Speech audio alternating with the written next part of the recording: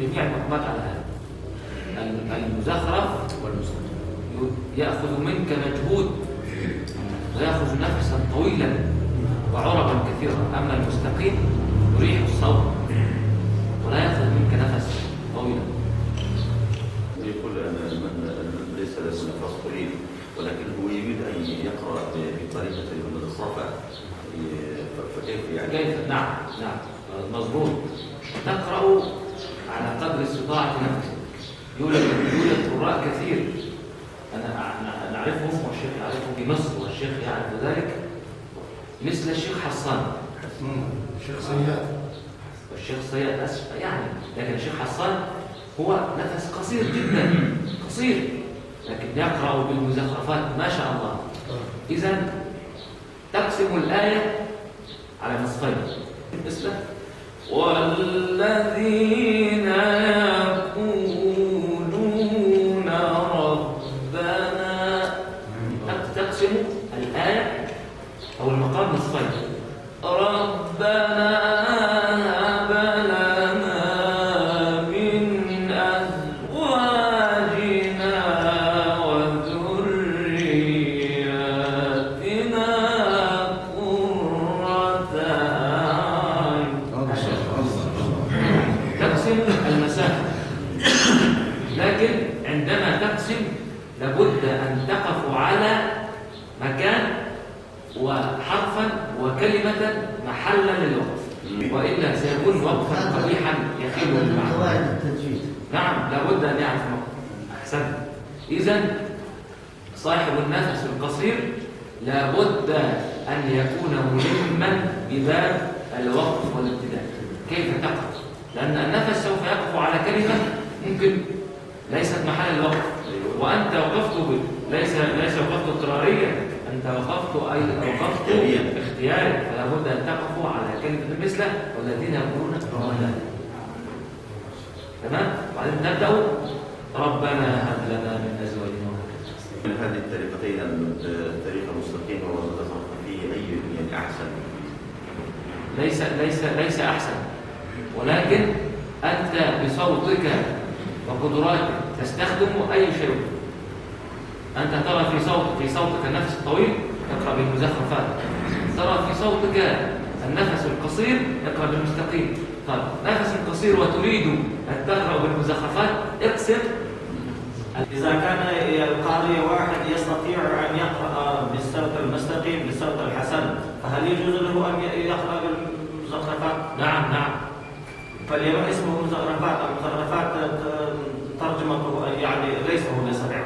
لا صحيح، طالما لا يخل بالأحكام هو صحيح جدا. فلما اسمه مزخرف فيه تطريب وفيه نغم.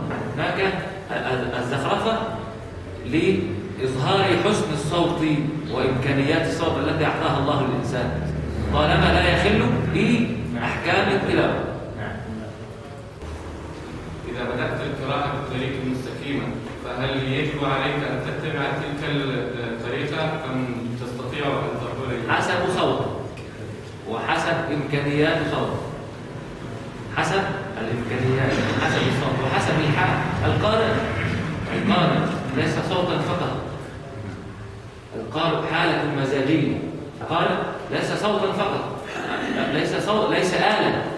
ليس آلة الذي يقوله الآن ممكن أن يستطيع أن يقوله بعد ساعة أو غد. لا القارئ حالة مزاجية يعيش مع القرآن بمزاجه وبفكره، ليس آلة.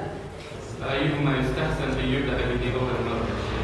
أنا قلت لك حسب إمكانيات الصوت وحالة المزاجية. ليس شرطا عليك أن تبدأ بأي شيء، لا، ابدأ بما تشاء. سؤالي، هل المزخرف مأخوذ من التزيين؟ نعم من التزيين. أحسن.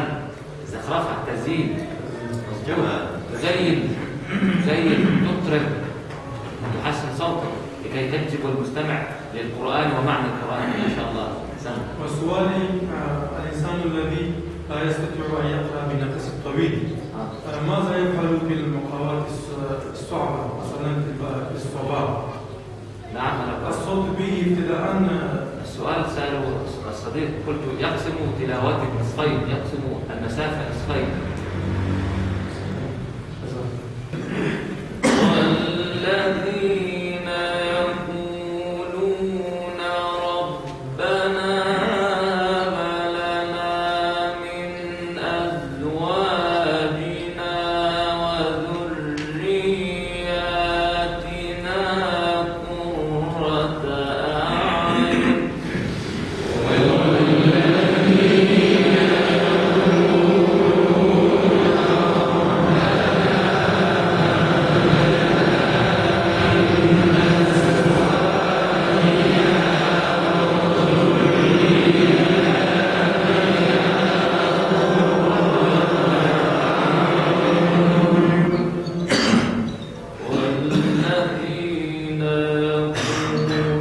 يقولون ربنا هب لنا من أزواجنا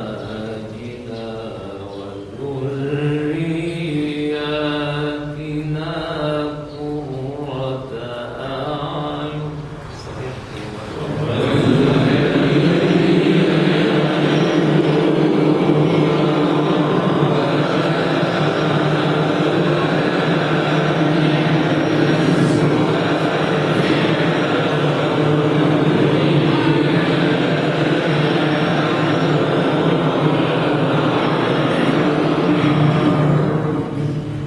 والذين يقولون ربنا هب لنا من أزواجنا وذرياتنا قرة أعين.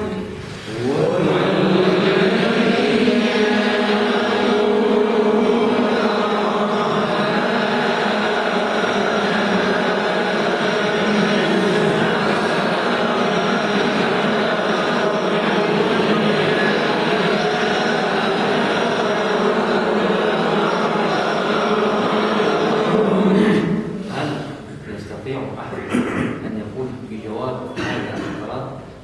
مثلا والذين يقولون ربنا هب لنا من أزواجنا وذرياتنا قرة أعين. هذا القرار. جوابه والذي أريد أن نصور القرار في الأول في الجزء في الأذهان لكي نأتي به. والذين يقولون ربنا والذين يقولون ربنا هب لنا من أزواجنا وذرياتنا قرة أعين. القرار صورنا له الجواب. هذا قرار وجواب. مثلا نبدأ من طبقة أخرى، حدوديات أيضا لكن من طبقة أخرى. والذين يقولون ربنا هب لنا من أزواجنا وذرياتنا قرة أعين. هذا السؤال مثلا تستطيع أن تقول جواب. والذين يقولون ربنا هب لنا من أزواجنا وذرياتنا قرة أعين. تصور الجواب القرار، تصور الجواب هكذا. نحن نحن قرأنا مقام البيات أكثر من طبقة، صحيح؟ أكثر من طبقة وجواب. فالقارئ منكم بفضل الله أنا قرأته من أكثر من طبقة.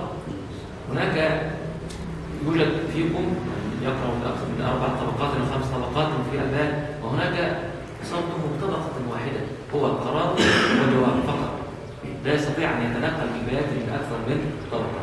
فده شيء مهم أن تتعرف على طبقة صوتك، أهم شيء في التلاوة هو الطبقة التي تقرأ بها كي تريح صوتك أثناء القراءة، وكي يمكن أن تقرأ ساعة.